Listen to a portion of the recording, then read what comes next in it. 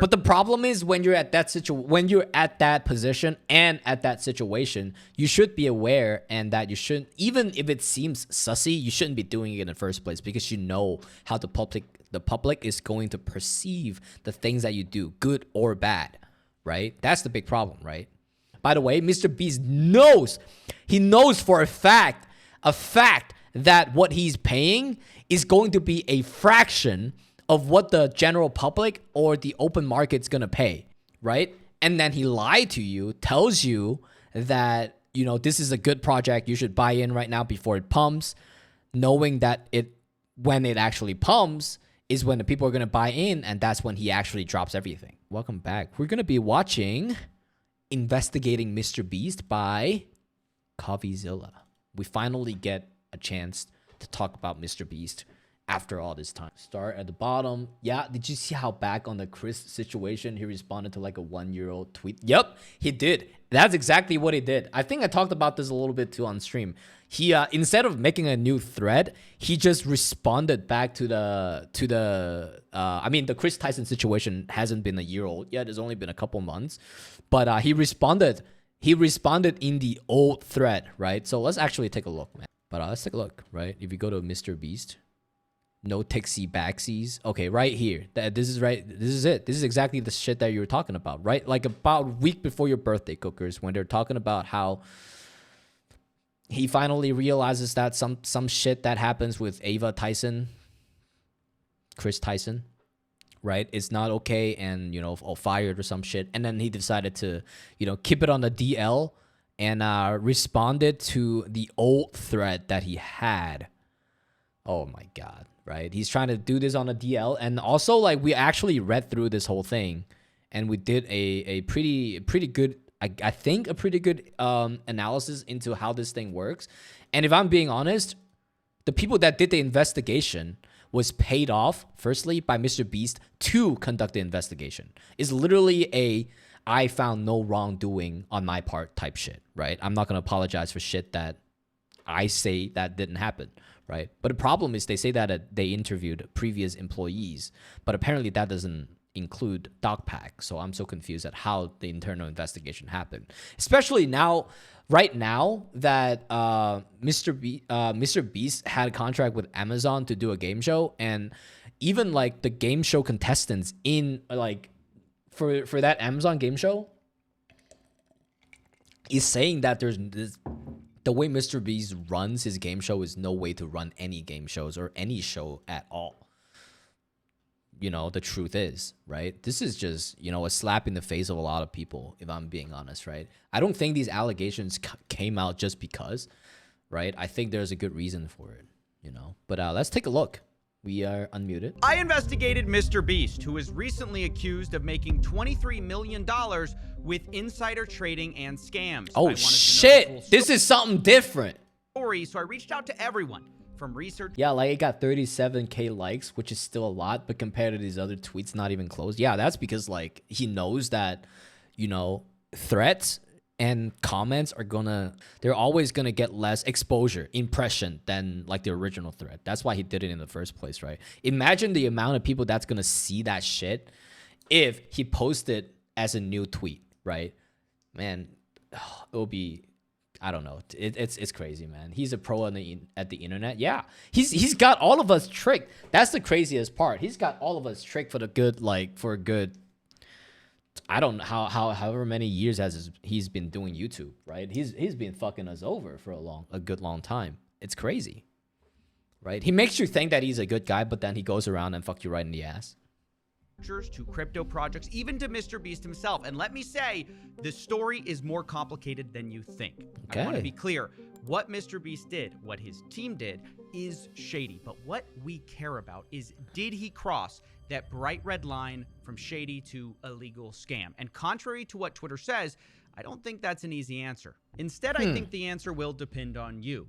If you love Mr. Beast, there will be an explanation at every turn and a scapegoat. Subjective? But if you hate Mr. Beast, what I'm about to show you will seem unethical and like a clear abuse of fame for money.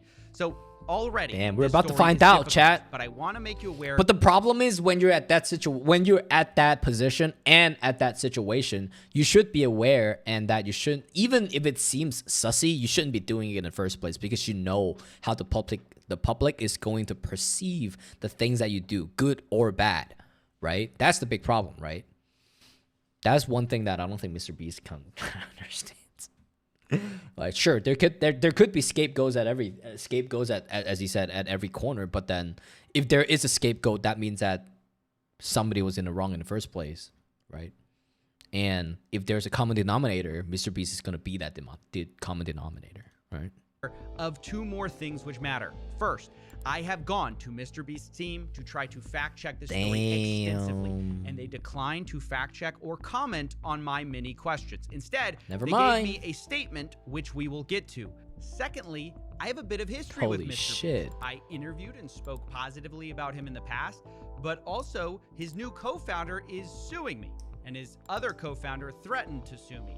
So you can make of that. Oh yeah, right. The KSI video. Yeah, for real. Yeah, you're right.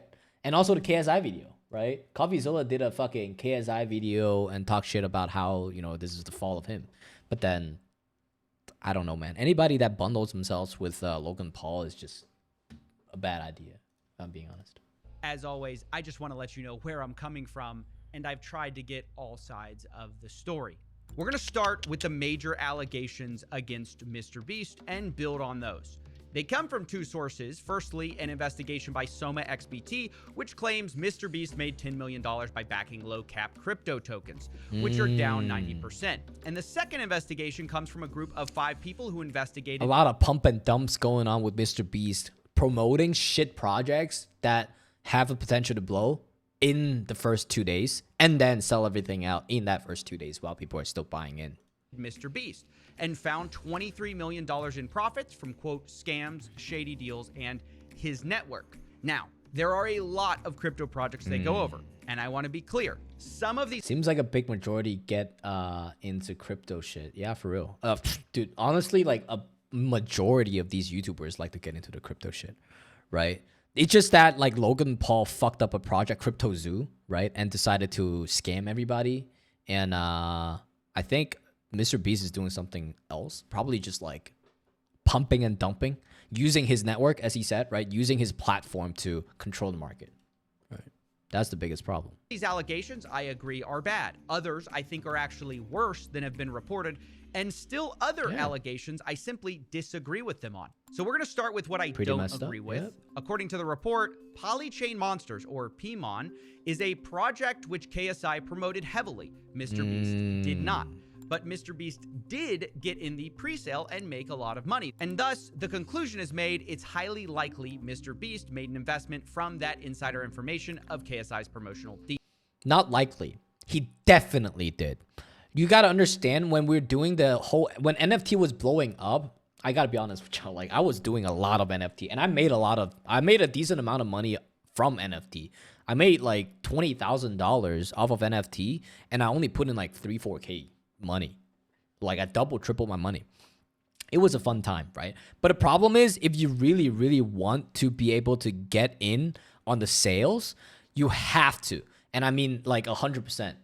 W turnout, exactly. Like not a lot of people have that turnout, right? Look at fucking Boogie 2988. Look at Boogie, man. Look at that fucking locale, right? Dude fucking put his money into ETH and decided to buy. He bought in at the top 3,400, and he decided to sell.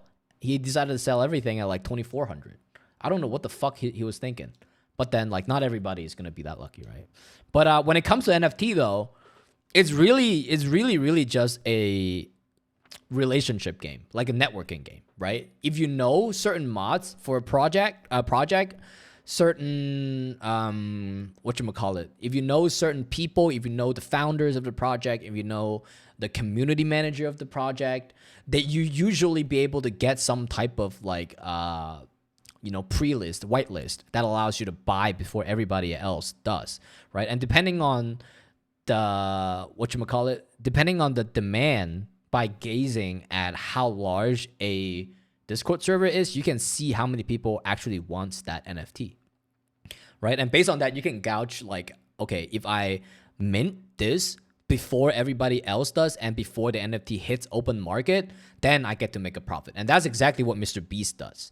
And not to mention, even if I had like, if I knew, even back then when I knew like community managers and moderators for servers and projects, it didn't mean that I could just pump like $20,000 and buy like 15 or 20 of these NFTs and just resell them onto, you know, OpenSea or something. We actually had a limit on whitelist and a limit on how many we can actually mint. And, you know, usually it would be one. You can buy one or two.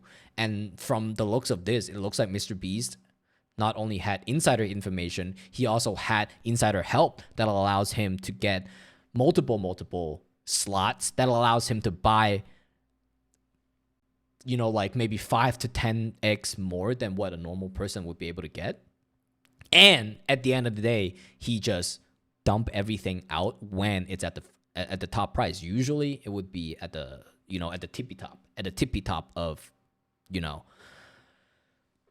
sorry, you know, at the first 2 days, right? Usually the first, if you sell within the first hour, you would make naturally, usually like 2 to 3x your money, especially if it's promoted by some type of famous Instagram, whatever, you know, influencer or celebrities, right?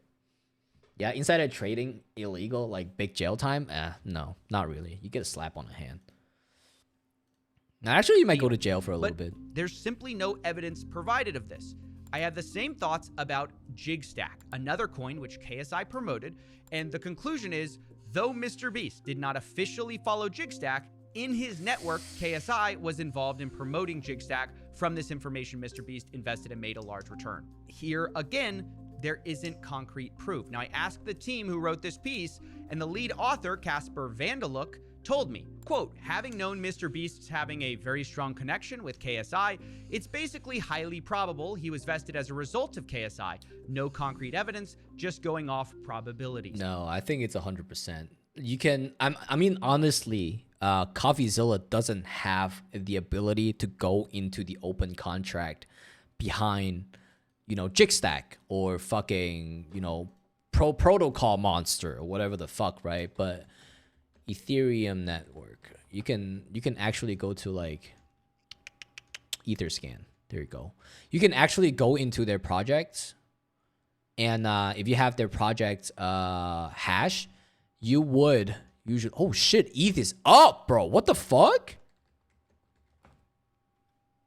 Oh damn, what's going on, bro? ETH is up. Man, I should have bought. I should have bought a fuck ton of ETH. I was telling my friend to buy at 2400. I didn't even buy in at 2400. Fuck it. Whatever. It is what it is.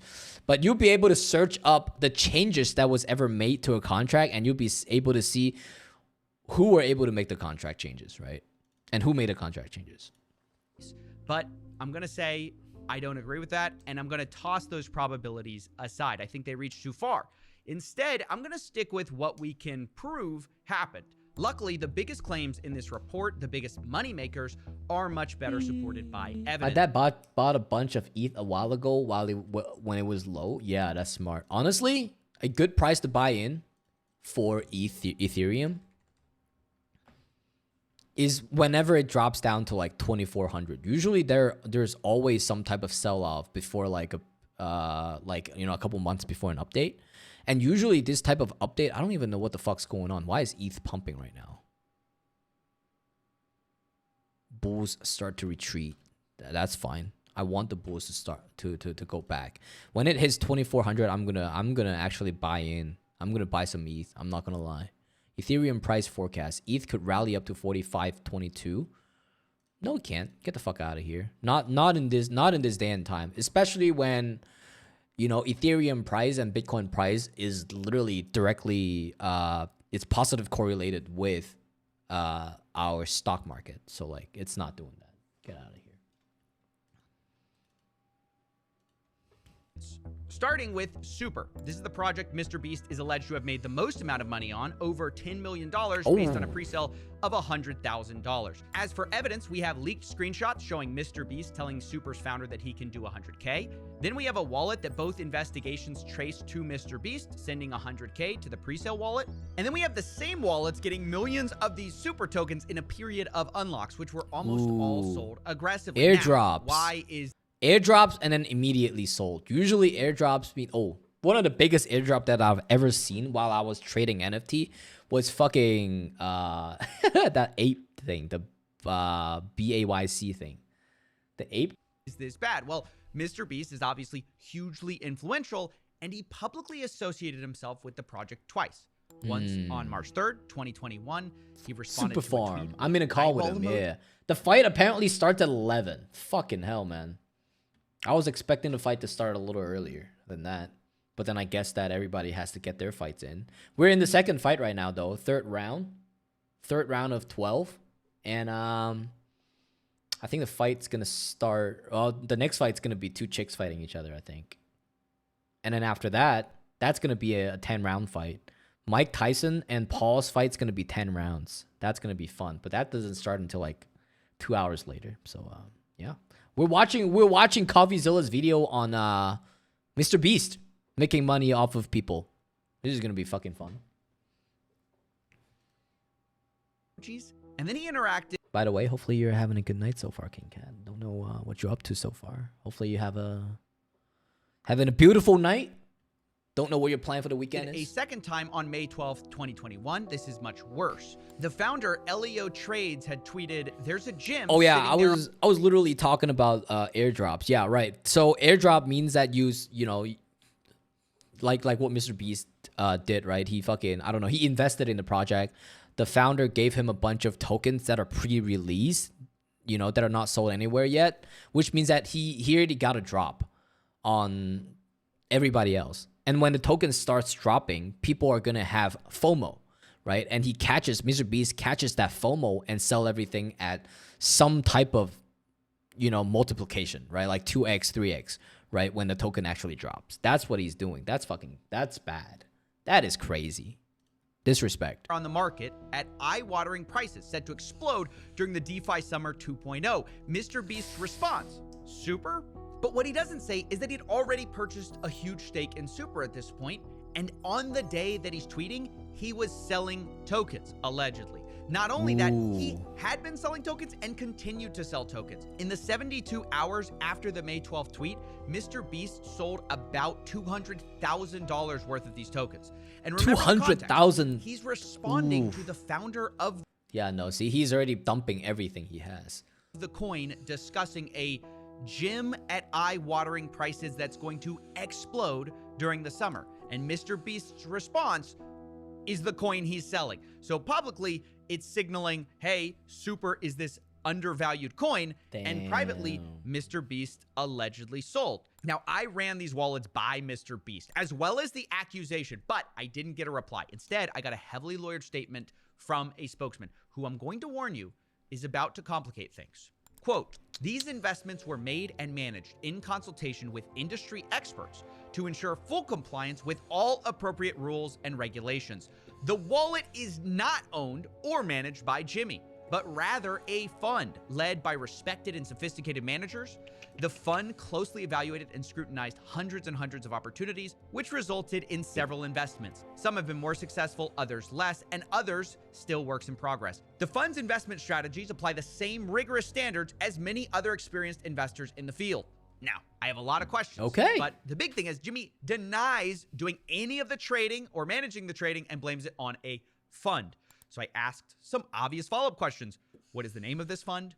Who are the industry experts? And what rules and regulations were followed that allowed you to tweet about a coin while your fund is fair questions to ask when it comes to insider tradings, right? I want to know who the fuck you hired, why the fuck you hired them, what did you do, right?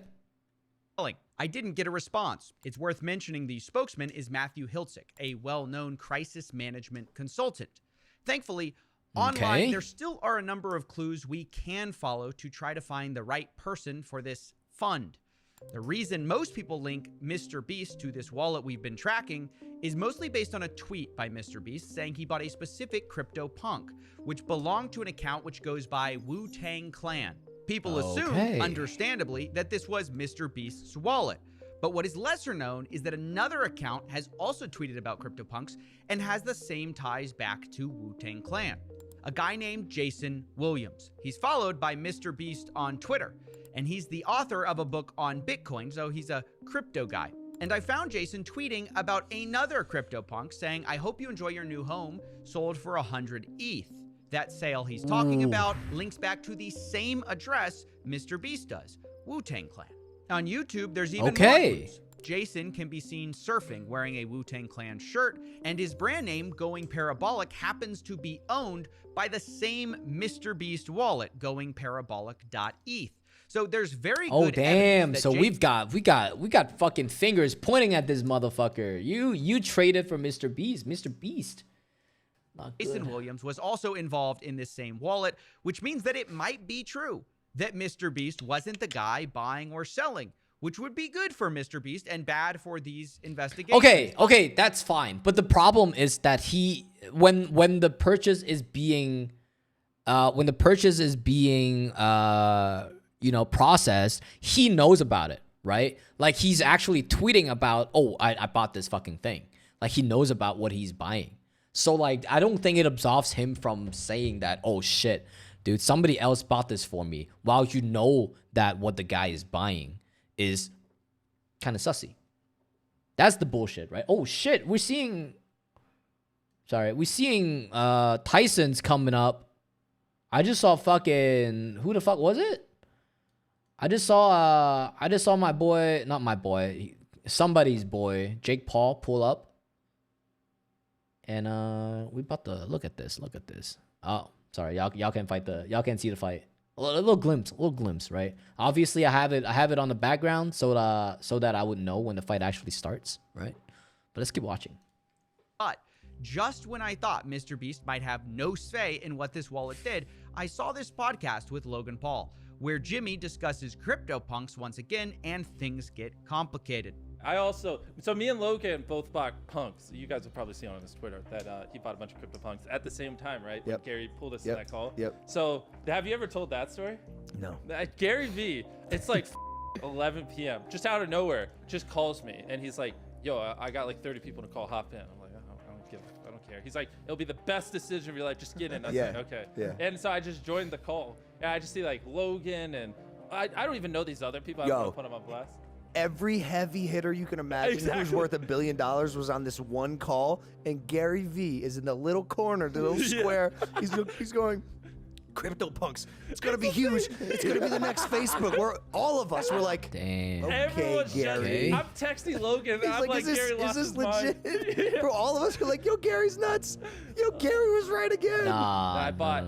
I don't know, man. Like something about MrBeast and Logan Paul standing next to each other before the whole thing already rubbed me the wrong way. Now knowing that MrBeast is such a piece of fucking shit and him hanging out with Logan Paul, and now this whole thing comes out about how MrBeast is doing this shit with, insider tradings and stuff, making millions off of people when they knowingly pump and dump shit. That's the biggest problem, right? They get the early drop, right? They get it for cheap. Usually, like, what happened? Oh, right now they're talking about how MrBeast did a bunch of insider tradings. Basically, using his network, he was able to get a bunch of pre-sales on tokens, on crypto tokens, and also crypto NFTs that eventually were worth a little bit at a certain point in time, and he dumped everything and made a bunch of money on them.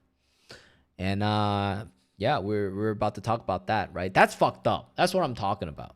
The fact that MrBeast knows that what he's paying is going to be a fraction. By the way, MrBeast knows for a fact that what he's paying is going to be a fraction of what the general public or the open market's going to pay, right? If the open market, usually open market is supply and demand, right? If something is minted if something costs $200 and there are like 50 million people wants it, obviously it's going to go up to like, you know, $50,000, right? And this is exactly what it did, right?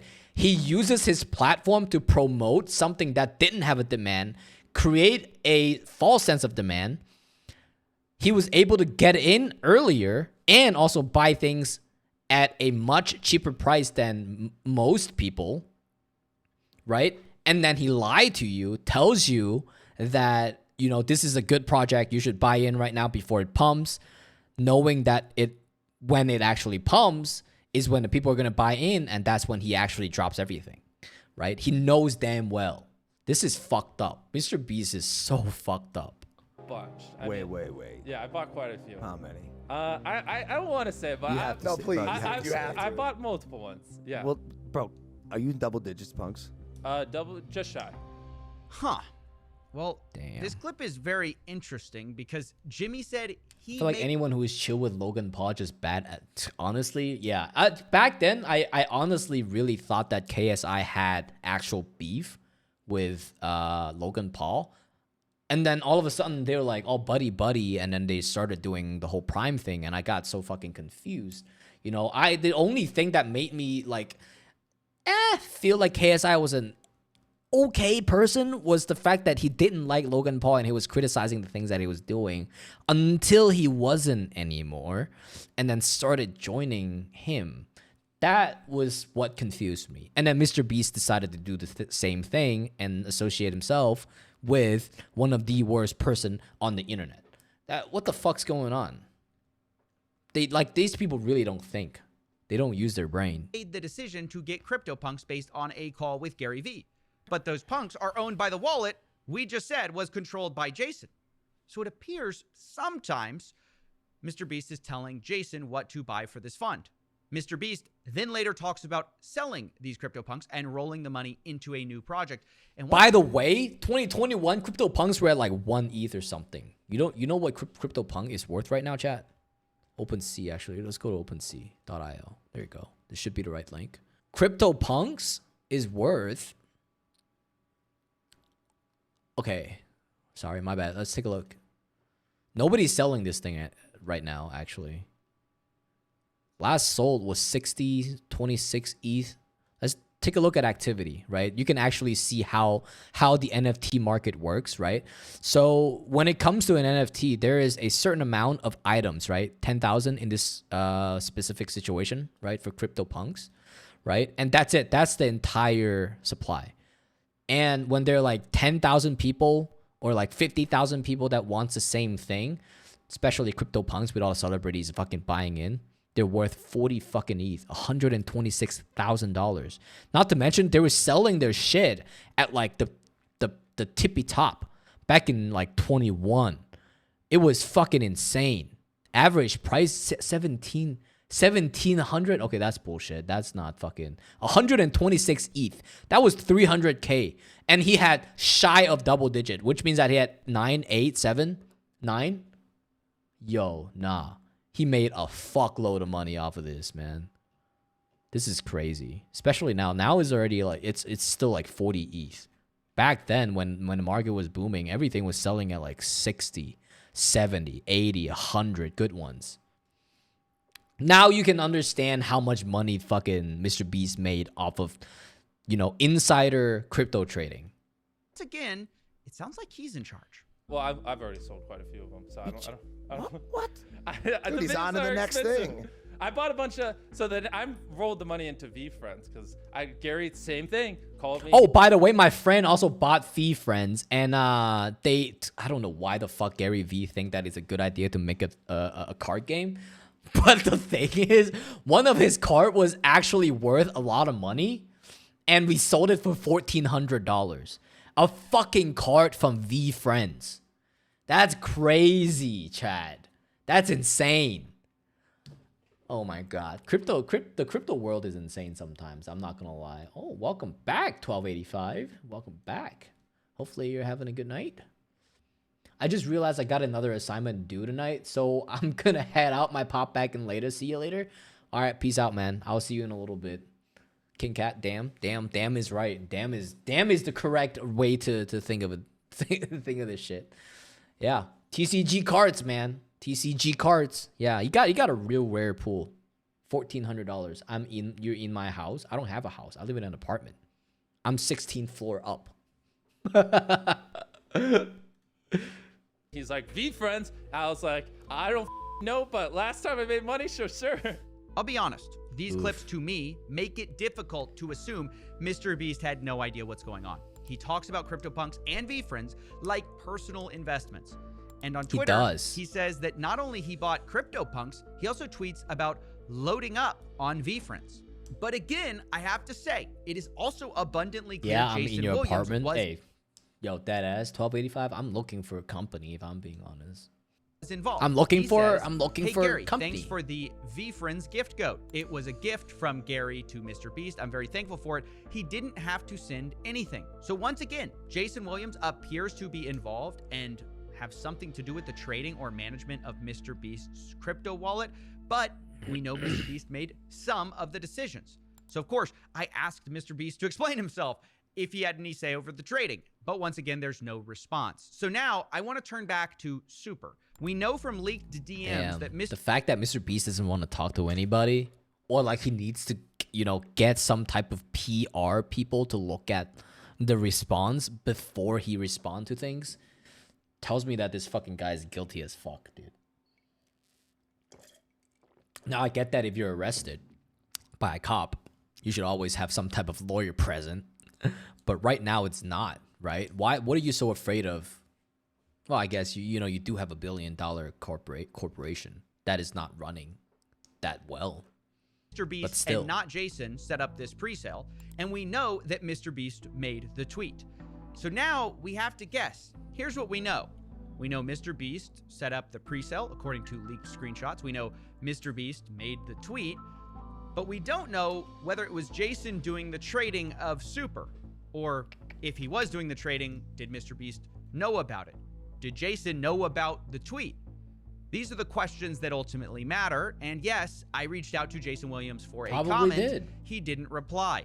I did, however, get a hold of Elio Trades, who is the founder of Super, and he insisted that MrBeast's tweet was not a part of a deal for promotion. But you should know, he also mentions how upset he was with how pre-sale investors sold their tokens, saying most of them sold, including MrBeast. So those are the facts. MrBeast gets involved in a pre-sale. For some reason, tweets at this project twice. One time on the day his fund is selling tokens, where he seems to imply that they're undervalued. In total, he's alleged to have made $11 million with this deal, according to the report. So yeah. What is that? Glizzy, right? Fucking shit, dude. There we go. I can see it now. Shit. That's really bad. Now we're going to turn to another allegation, which is about Earn, or Eternity Chain. There are some facts which are the same. There are others that are different. For example, instead of MrBeast setting up the deal directly, the team at Earn claims... Do you see 7 TV emotes? I do. I just have to go into a different browser in order for me to actually take a look at what's going on. I can see. They never spoke to MrBeast. Quote, we were speaking to his fund manager. And when I asked about these wallets selling allegedly over $4 million in tokens, they say, quote, MrBeast's fund was an early investor in our pre-sale. Redeem, lose the glasses. Not right now, bro. Not right now. After the video. Not right now, bro. Same unlock schedule as everyone else. Were we happy with the way he sold? Definitely not. But legally, there was nothing we could have done. And then, just like with Super, they claim they didn't ask for a promotion of the project, but that MrBeast decided to comment once himself anyways. On March 9th, 2021, MrBeast responds to Eternity Chain saying, this one will be hype. It's worth noting, once again, about 24 hours before saying this, his fund wallet purchased over $100,000 of Earn tokens in addition to the presale. Now, what is different about Super is that MrBeast's name was put publicly on the Eternity Chain website. On their investors and partners page, you might be asking, well, which is it? Is he an investor? So he's actually paid. He's partners and investors. Or a partner? And the answer is both. Neither. He got into the presale, and the Earn team also claims that he partnered with them for an NFT drop. Supposedly, it was a charity drop and a normal NFT drop. Now, the charity drop specifically did happen in association with one of Mr. Beast's projects, Team Seas, saying, quote, all proceeds will go towards cleaning up the seas around the world. This was early November 2021. Okay. Then the official Team Seas account posts it on November 3rd, 2021. Quote, what an awesome crypto collaboration in support of the team. Then the CEO of Eternity Chain, Nick Rose, confirms in Telegram that the drop is supported by Mr. Beast, saying, Earn and ETH tokens will be accepted for the charity auction, which was slated to last 2 months. Now, the reason I'm sharing all of this is because 1 month into this 2-month charity auction on November 30th, 2021, the Rocket Fund or Beast Fund or whatever you want to call it starts selling huge amounts of this Earn token. Allegedly, they sold over $2 million. Oh, no. While the charity is that legal? Was still going on. Now, I know that doesn't look like it's legal. Sounds horrible. It looks horrible. It is horrible. Although I have to tell you, personally, I don't think this was a master plan to pump a coin with a charity auction. If it was the plan, it was a bad one because the NFT auction was ultimately a flop. Somebody, Dark Toast, resubbed. Oh, thank you for the sub. Thank you for the sub, Dark Toast. Regardless of your intentions, selling tokens within a month of your 2-month charity auction is wrong, stupid, and unethical? Yes, I think that as well. Because in case you forgot, Mr. Beast is the charity guy. Whose name is on the website. It isn't a fund. It isn't a crypto rocket fund. It's Mr. Beast's branding. I even asked the Earn team about this, saying, quote, why did y'all list Mr. Beast instead of Rocket Fund in your partners' investors? Was that discussed? They say, quote, we listed him, Mr. Beast, as a partner, and quote, yes, they accepted that. So according to the Earn team, Mr. Beast knew or should have known that his name was on the line for this investment and partnership. And yet, this fund, his fund, whatever you want to call it, sold tokens 1 month after starting a 2-month NFT auction for charity. To be fair again, though, it's hard to oversell how bad this NFT auction What the fuck is this? I've found only one NFT that appears to have sold here, but the bids were made in the Earn token, which the fund was selling, and the actual sale of the NFT didn't happen until after the fund sold in November 30th. The transfer happened in December 23rd. So, of course, I went to Mr. Beast directly to answer this and see if there was some more context they could provide. There was no response other than the statement we've already read from Mr. Beast that he did not control the trading. Although, again, that isn't a really satisfying answer. It doesn't tell me anything, bro. Mr. Beast would sometimes direct what to buy and sell to this fund, like CryptoPunks. Personally, like I said, I don't think this was a pre-planned scheme. But regardless of intentions, if you're the charity guy, you support a charity, it flops while your fund makes millions of dollars in profits because it's selling the same Earn token people could bid on the charity with. Jesus, that just is awful. That's fucking awful, dude. The fact, yo, and they sold the fucking tokens out. They were literally dumping that shit, bro. Holy fuck, dude. Talk about Mr. Beast being evil.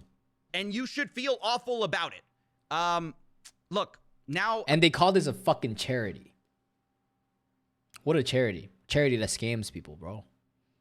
I want to move on from that to talking about our final token, XCAT.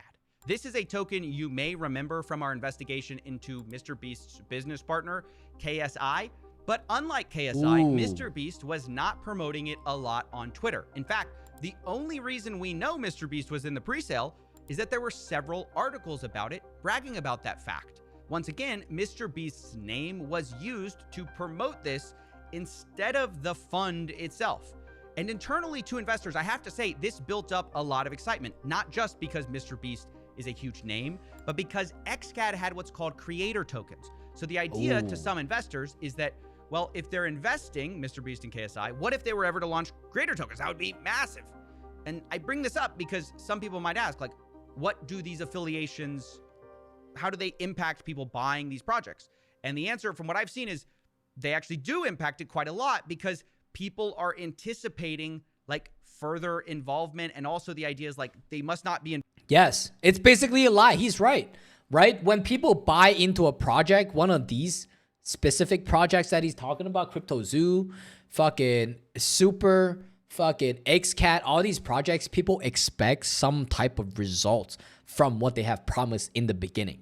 right? The fact that you tell us to buy this because it's the next big thing, and then you decided to sell everything when everybody is buying it because you tell them to buy it, does not really give people the great confidence, right? And that's basically what that actually is what market manipulation means, right? The fact that you're literally dumping everything onto everybody's head just so you yourself can make money is fucked up. And then they all of these people, they check out. They completely check out of the project right after they finish making money, right? That's all they do. They care about the money and they don't care about the future of the project. When all they're selling to the people that actually buy into the project is the future of the project. That's crazy. Investing unless they're long-term holders. You can see this in the Telegram chat. It became so common that in the XCAD community, one of the admins says, "Here we go again," another community member asking if there's any possibility of a MrBeast KSI token. And meanwhile, by the way, as that's happening, as the investors are hoping for these creator tokens and that they're imminent, behind the scenes, something entirely different had been happening. Like with Super and Earn, MrBeast's fund sold a lot of their XCAD early in 2021 rather than holding their tokens. And this was surprising to even the founder of XCAD himself, Oliver Bell, who said they told him they were going to do the opposite. He tells me, quote, "Hey, so MrBeast reached out to me during our pre-sale raise. A group was set up with his team and we had a call with his team and they said they liked the concept. There was no strings attached to the investment. They did, however, want a lot bigger ticket than what I offered them, which I'm glad I did not fulfill. We discussed not just..." Damn, these people. Okay, this is fucking crazy. Because it's normal for some type of team, some other projects to collaborate with other projects and talk about allocating some type of tokens towards those projects and community members of those projects, right? But the fact that they're using this tactic, they're using collaboration as a reason to, you know, cop a bunch of NFTs or tokens before they're on sale. And then when they're on sale, they dump the entire thing, doesn't really speak a lot of confidence when it comes to partnership and also collaboration between two entities, two projects, right? I wouldn't feel good if you delete my face from a collaborated YouTube videos, right? It doesn't feel right. That's crazy. Why the fuck would MrBeast do this? What the fuck, dude? As this can damage projects. Crazy ass shit. People have decent sized tickets. I need it some was Zaza. my understanding we were aligned on this. However, after listing to which XCAD performed well, there was heavy dumping from a wallet linked to MrBeast's team. I got in contact with them immediately and asked them why they were selling like this. Now, Oliver later claims this discussion about flipping tokens and them being aligned about the fact they're not going to flip these tokens so quickly was with Jason. And apparently, Oliver was so upset about what happened, he DM'd Jimmy directly, quote, explaining his team will ruin his reputation. And look, sorry to be a broken record, but yes, I reached out to Jimmy about this too. And once again, there was no reply besides the statement we read earlier. It's worth mentioning that I asked Oliver for proof of this. It's also a sign of confidence, as I said, right? The fact that you buy my shit and then just sell everything, fuck off, man. What the fuck's your problem? You said you like my project and you go ahead and buy my stuff and you just sell everything off and dump my project? What the fuck, dude? That's crazy. That is evil on another level. MrBeast is fucking evil. Jesus Christ, he's going to hell. This message, right? Oh my God. About ruining relationships, and he said the message had been deleted on Telegram. He's literally burning bridges too. Crazy.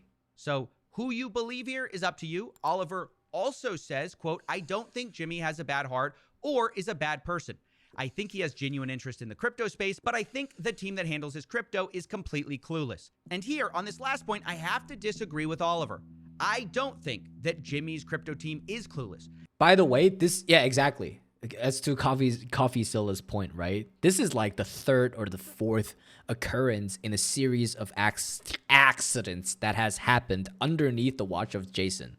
I don't think that this is an accident at this point, and I just think that they're just talking shit and just trying to have somebody take on the responsibility of something that might eventually become illegal. Not eventually. I think they saw an opportunity to make millions of dollars with Mr. Beast's valuable brand, and they took it, and they did make millions of dollars. And along the way, they did some things that were shady. Whether or not you think they were also illegal is probably going to be shaped by our unanswered questions and where you fill in those gaps. For example, do you think Mr. Beast knew about the selling that was going on May 12th for the super token? Yes. Why did he make that tweet? And then, do you think Mr. Beast knew about the charity auction and the selling that was happening on November 30th? And do you think Oliver Bell DM'd Mr. Beast and told him his crypto team would ruin his reputation? And if so, was that ignored? I hate to leave so many unanswered questions here, but I warned you, this was a complicated story. And a big part of the problem is the guy at the center of this story cannot or will not give more than a heavily lawyered statement. It's called plausible deniability. That's what he wants. He doesn't want to fucking get in trouble. Through a spokesman who's a crisis management consultant. And let me just say, it's also frustrating that this statement takes zero accountability. Despite the fact Mr. Beast's team knew every major allegation that we're laying out here today, there is no mention of selling while Mr. Beast was tweeting about Super Token. There's no mention of them selling tokens a month after they partnered with a 2-month charity auction. And because of that, this statement feels very hollow. I think to Mr. Beast and probably to his fund, maybe this is just business, you know? They set out to make a lot of money, and they made a lot of money. What's the problem, right? Just this is business. America. They might think this is the biggest Mr. Beast nothing burger since Mr. Beast Burger. But look, honestly, I'd agree with them if they had done this crypto stuff without using Mr. Beast's name. But they want to have their cake and eat it too. This fund trades on... Okay, they needed the clout. They needed the clout. That's what's up. Want to Jake Paul? For real. Dude, he's about to get his ass clapped right now. Mr. Beast's name. As we've seen, they get in pre-sales based on his name. He tweets from his public account, and they're putting his name publicly on projects' websites instead of a fund. But when things go south, suddenly, oh, Mr. Beast, what? No, no liability, just because he's not sitting there physically pressing the buttons. I don't think that's the way it works. Look, I want to close with the final part of this CryptoPunks podcast we showed you earlier, because in many ways, I think it's a microcosm of this story. Obviously, I have to say, I'm not making any comments or judgments about the guy who's suing me. Who's also in this clip. That's just coincidence. I am only talking about Mr. Beast's reaction, because as Mr. Beast is talking about Gary V's great CryptoPunks call, there's a moment when the co-host says, hey, maybe instead of Gary V being a genius, maybe it's just the call itself that makes the market. And Mr. Beast kind of defends it. He says, no, that was in February. You know, CryptoPunks didn't pop until the summer. And, you know, I never talked about CryptoPunks until this very moment. Can I ask you guys a question? When Gary does that call with all these billionaires and 8 months or a year later, everybody's like, Gary was right again. Yeah. Is it possible that he's right because of the call? Do you know what I'm saying? I think about that a like, lot. dude, he has all these I think about billionaire that a market lot. makers in the thing. He about that a makes lot. the call, makes the market. By the way, you look around at all the punk owners a year later, and you're like, That's exactly it. That is exactly it, right? Like, he tells everybody that has the financial capability to actually sweep up the entire floor that is cheap, right? Artificially bring up the price, and then they keep that price there by selling it at that price, right? So like if the CryptoPunks were like 15 ETH per hit, they're gonna buy, like 15 of those things that were labeled, from 15 ETH to like 20 ETH, and it would sweep the floor to 20. And then the billionaires might be going back and also sweeping, buying a bunch up from the floor and, jacking up the price to like 30, 50, 60, especially when they're saying that Gary Vee had like fucking 20 people in the goddamn call.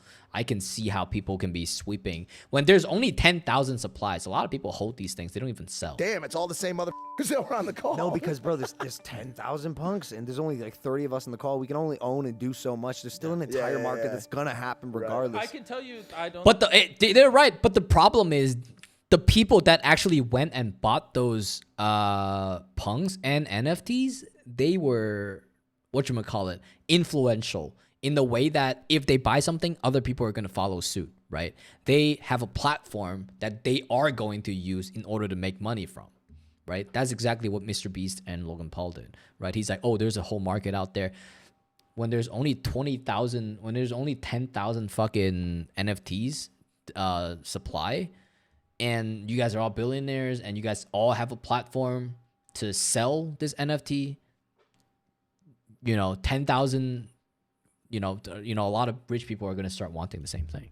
I think what, because that was all back like early February. Like Right. things didn't pop off till later, and every like NFT project was popping off, not just Punks. I mean, make no mistake. Like having such influential people involved in projects, it can't hurt the ability for the project to but like, work. You know what I'm saying? 95% of those people didn't even mention it. You know what I mean? Like, I've never talked about it publicly.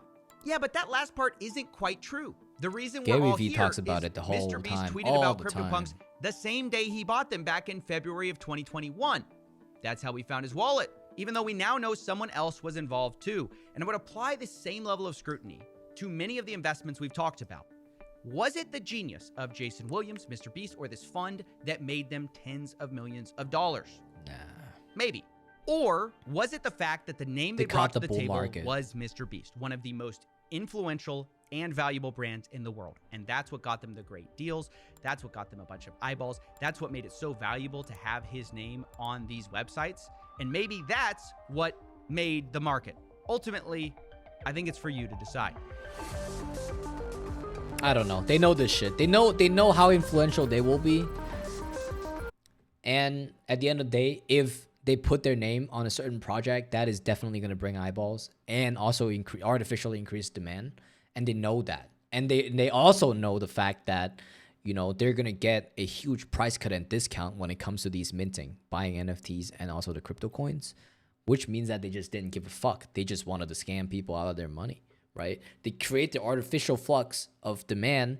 They buy it before the demand has a chance to buy it, and then they dump everything towards the demand that they have already created. That is exactly what Mr. Beast did, and there's no excuse on that. That's it for this video, chat. Oh my fucking god, dude, that was long.